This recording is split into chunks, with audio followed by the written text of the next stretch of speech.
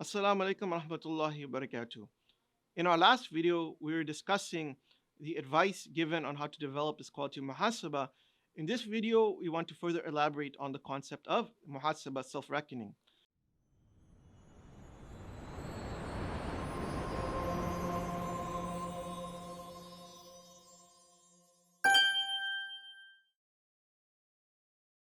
Allah subhanahu wa ta'ala says in the Quran, وَبُدِيَ الْكِتَابُ فَتَرَى الْمُجْرِمِينَ مُشْفِقِينَ مِمَّا فِيهِ ويقولون يا ويلتنا ما لهذا الكتاب لا يغادر صغيرة ولا كبيرة إلا أحصاها ووجدوا ما عملوا حاضرا ولا يظلم ربك أحدا. That the record of deeds will be laid open and you will see the wicked in fear of what is written in it. They will cry, woe to us, what kind of record is this that does not leave any sin, small or large, unlisted? They will find whatever they did present before them, and your Lord will never wrong anyone.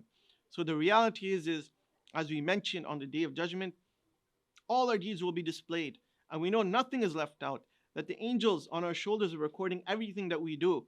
And when we're conscious of this fact, we'll be very careful of disobeying Allah subhanahu wa ta'ala. And every day we should remind ourselves of this and think about what good deeds did I do, what bad deeds did I do, and then make tawbah and try to fix ourselves.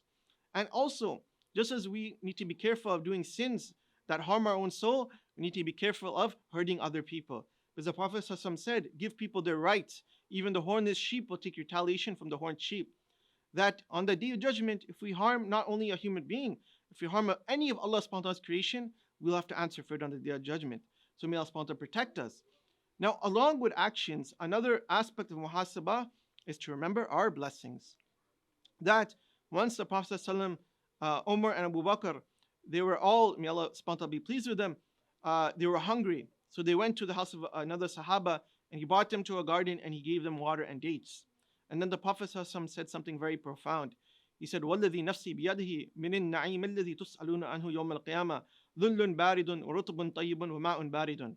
By one in whose hand is my soul, this is some of the benefits, the blessings about which you will be asked on the day of judgment. Cool shade, fresh, good dates, and cool water. Subhanallah. That the Prophet is saying, we'll be asked about these very simple blessings.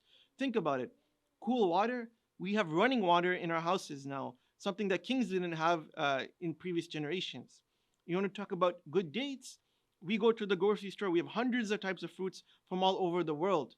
And you want to talk about cool shade in our houses now, we adjust it so we have air conditioning and heating and fans, and we can adjust it to the exact degree. And we have blessings that people didn't have in previous generations, and most of the world still doesn't have.